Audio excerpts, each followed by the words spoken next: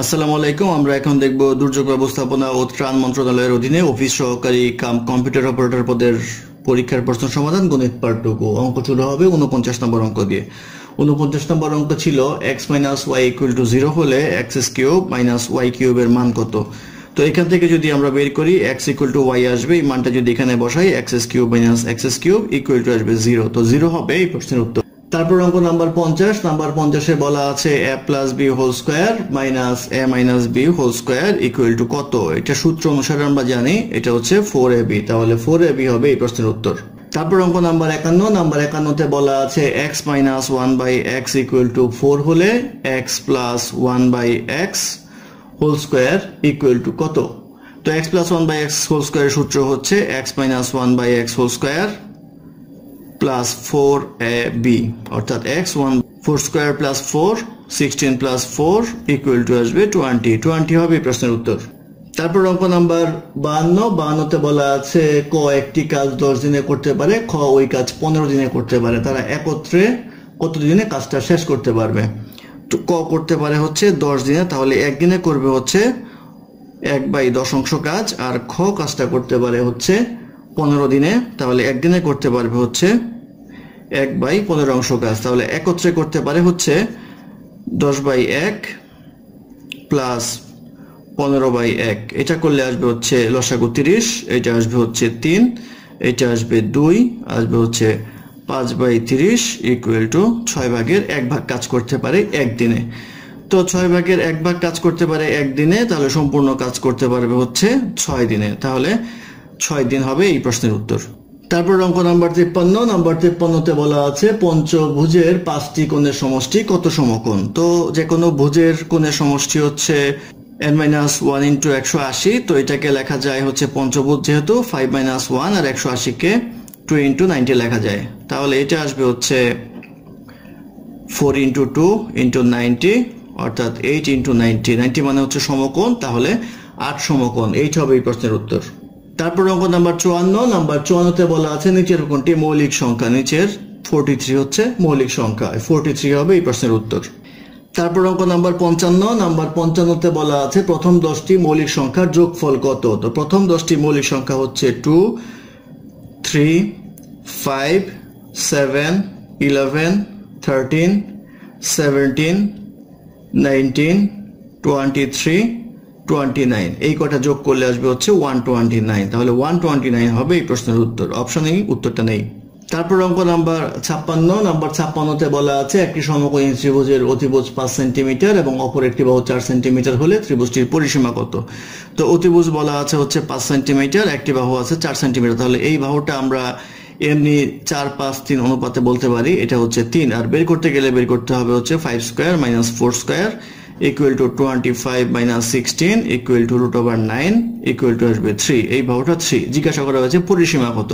পরিসীমা মানে 3 বাহুর যোগফল, অর্থাৎ 3 + 4 + 5 = আসবে 12।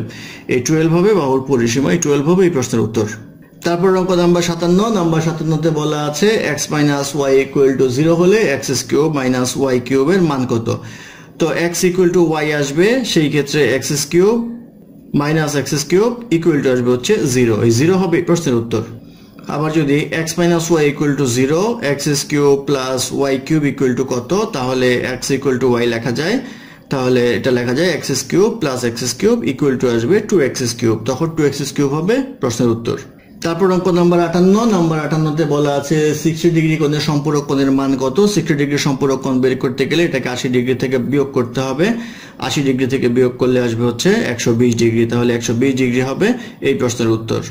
তারপর অঙ্ক নাম্বার 60। নাম্বার 60 এ বলা আছে ফাংশন অফ x = √4 - x² হলে ফাংশনটির ডোমেইন কত। তো এটা বের করতে গেলে আমাদের করতে হবে √4 - x² is greater than or equal to 0, বর্গ করলে আসবে greater than or equal to 0, বা x² smaller than or equal to 4, তাহলে বর্গমূল করলে x is smaller than or equal to 2 আসবে, আর এটা আসবে x is greater than or equal to -2। সেই ক্ষেত্রে দুইটা কম্বিনেশন করলে আমরা পাবো -2 smaller than or equal to x smaller than or equal to 2, তাহলে এর ডোমেইন হবে -2 smaller than or equal to x smaller than or equal to 2, এটাই হবে ইকুয়েশনের অ্যান্সার।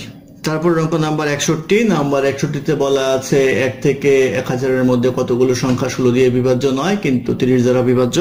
ফার্স্টে আমরা বের করব 1000-কে 30 দ্বারা ভাগ করব, তাহলে 30 দ্বারা বিভাজ্য কতগুলি সংখ্যা আছে সেটা বের হবে। 33 পয়েন্ট সামথিং আসে, সেক্ষেত্রে 33টা হবে 30 দ্বারা বিভাজ্য। আর 30 এবং 16-র লসাগু বের করতে হবে, 2 দিয়ে করলে 15, 8 আসবে। 2 × 8 × 15 ইকুয়াল টু আসবে হচ্ছে 240।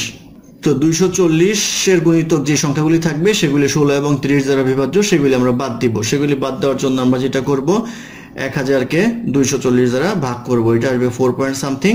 সেই ক্ষেত্রে 33টা হলো 16 এবং 30, আর 4টা হচ্ছে, সেক্ষেত্রে 33টা হচ্ছে 30 দ্বারা বিভাজ্য, আর 4টা হচ্ছে 16 এবং 30 দ্বারা বিভাজ্য। সেই ক্ষেত্রে 30 দ্বারা বিভাজ্য কিন্তু 16 দ্বারা বিভাজ্য নয়, এমন সংখ্যা হবে 33 - 4 ইকুয়াল টু আসবে 29। এই 29 হবে এই প্রশ্নের উত্তর।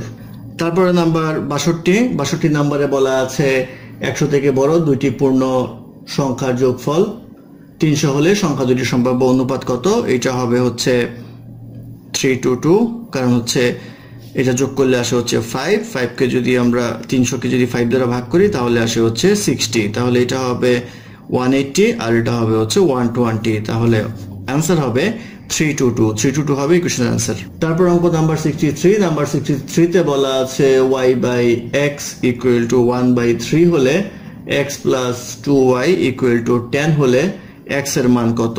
তো এখান থেকে আমরা পাই x = 3y, এই মানটা যদি এখানে বসাই তাহলে পাবো 3y + 2y = 10, 5y = 10, y হচ্ছে 2।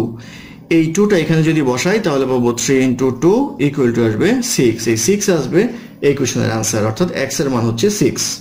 তারপর অঙ্ক নাম্বার 64। নাম্বার 64-এ বলা আছে x অনুপাত y = 5:3, তাহলে 8x - 5y অনুপাত 8x + 5y = কত? তো এখান থেকে আমরা লিখতে পারি x/y = 5/3। উপরে যদি আমরা 8 দ্বারা গুণ করি তাহলে 8x, নিচে যদি 5 দ্বারা গুণ করি 5y, আর উপরে 8 দ্বারা গুণ করলে 5 × 8 = 40, নিচে আসবে হচ্ছে 3 × 5 = 15। এখন আমরা করব বিয়োজন যোজন, 8x - 5y R 8x + 5y equal to আসবে 40 - 15, আর আসবে হচ্ছে 40 + 15 ইকুয়াল টু আসে হচ্ছে 25, আর এটা আসবে হচ্ছে 55। এটা কাটাকাটি করলে আসবে হচ্ছে 5/11, অর্থাৎ 5:11। এই 5:11 হবে 8x - 5y এবং 8x + 5y এর অনুপাত, অর্থাৎ 5:11 হবে এই কোশ্চেনের आंसर। ধন্যবাদ আমার সাথে থাকার জন্য। আমাদের চ্যানেলটি ভালো লাগলে অবশ্যই সাবস্ক্রাইব করবেন, লাইক, কমেন্ট এবং শেয়ার করবেন, এবং অঙ্কে কোনো সমস্যা থাকলে আমাদের কমেন্টে জানাবেন, আমরা চেষ্টা করব সেটার সমাধান ডেসক্রিপশনে দেওয়ার জন্য। ধন্যবাদ।